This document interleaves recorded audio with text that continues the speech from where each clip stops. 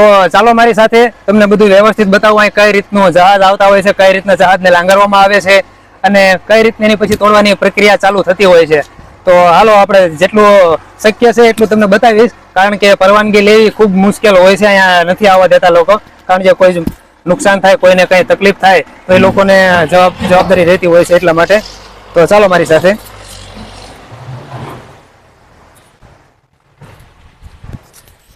આ ખૂબ જોખમી બધી વસ્તુ અહીંથી હોય છે, તમે જોઈ શકો છો. આ કેવડી મોટી સાંકળ છે. લાલુભાઈ બતાવો જરાક અમને નજીક આવીને. તમે આખું આ જહાજ તમે મારી પાછળ જોઈ શકો. ખૂબ હેવી મોટું જહાજ છે. આર્કટિકા નામનું જહાજ છે.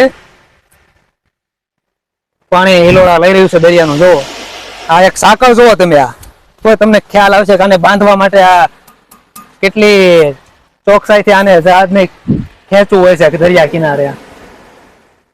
ખૂબ મજા આવે અહીંયા તમે આવીને તમે જોશો તો તમને બધું. અહીંયા તો સાંકળનો ઢગલો પડ્યો છે. તો મિત્રો આપણે આજે આવી ગયા છીએ અલંગમાં, કે જ્યાં વિશ્વભરના જહાજો તૂટવા માટે આવતા હોય છે. તમે જોવો છો આ બાજુ જહાજ છે, એક જહાજ અહીંયા છે, અને આપણે વિગતવાર અહીંનો વિડીયો બનાવો છે. એ ખૂબ નજીકથી તમને જહાજ બતાવવું છે. મારો પગ પલળી ગયો છે, તમે જોઈ શકો છો. પાણી મારા પગ સુધી આવી ગયું છે.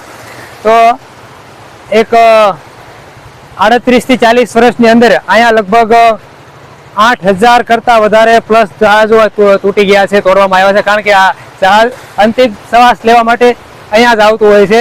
વિશ્વભરનું કોઈ પણ નાનું મોટું જહાજ હોય એની છેલ્લી ક્ષણ અહીંયા પૂરી થતી હોય છે. ખૂબ મોટું અલંગ શિપ બ્રેકિંગ યાર્ડ છે આ.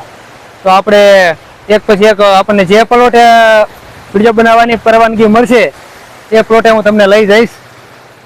તો મારી સાથે તમે બનેલા રહેજો આ વિડીયોમાં, કારણ કે આપણને ક્યાં લોકો પરવાનગી આપશે, ક્યાં જવા મળે છે ત્યાં આપણે જઈશું. લાલુભાઈ પાણી આપણને પલાળી દેશે. તો મિત્રો તમે જોઈ શકો છો અહીંયા મારી સામે બંને સાઈડ એક એક જહાજ છે. એક આ સાઈડ છે જહાજ અને એક આ સાઈડ જહાજ છે. બંને જહાજ તૂટવા માટે રેડી થઈ ગયા છે. અત્યારે તૂટવા માટે જ આવ્યા છે, પણ કદાચ વેઇટિંગમાં હોય. આગળ એકનું કામ ચાલુ હોય પછી બીજો જહાજનો વારો આવતો હોય છે. તમે એના નીચેના પંખા, આ એની સાંકળ વડે જેને લંગારવામાં આવ્યું છે તમે જોઈ શકો છો. અને આપણે અહીંથી અંદર થોડુંક જવાનો પ્રયત્ન કરીએ દરિયા સુધી, કારણ કે અંદર ખૂબ ઓલું છે. છતાંય આપણે જોઈએ કંઈક થોડું ઘણું તમને અહીંથી જોવા મળે તો હું તમને બતાવીશ.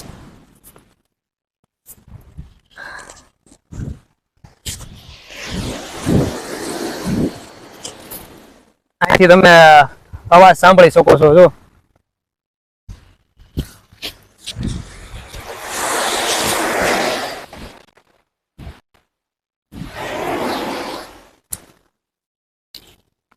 વાહ, રેતી સુકાઈ ગઈ છે. અહીંયાથી ક્રેન જોવો તમે એની.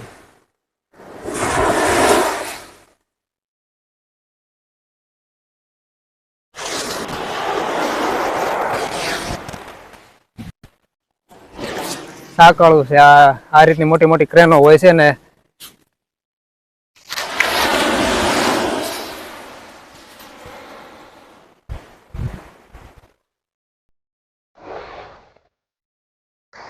આ પાણીનો અવાજ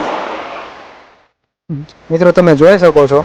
સામેથી 5 બોટો જેમ આપણને મળવા આવી રહી હોય એ રીતે આપણી તરફ આવી રહી છે. અને હવે એક નજર ફેરવીએ અલંગ શિપયાર્ડના ભૂતકાળ ઉપર.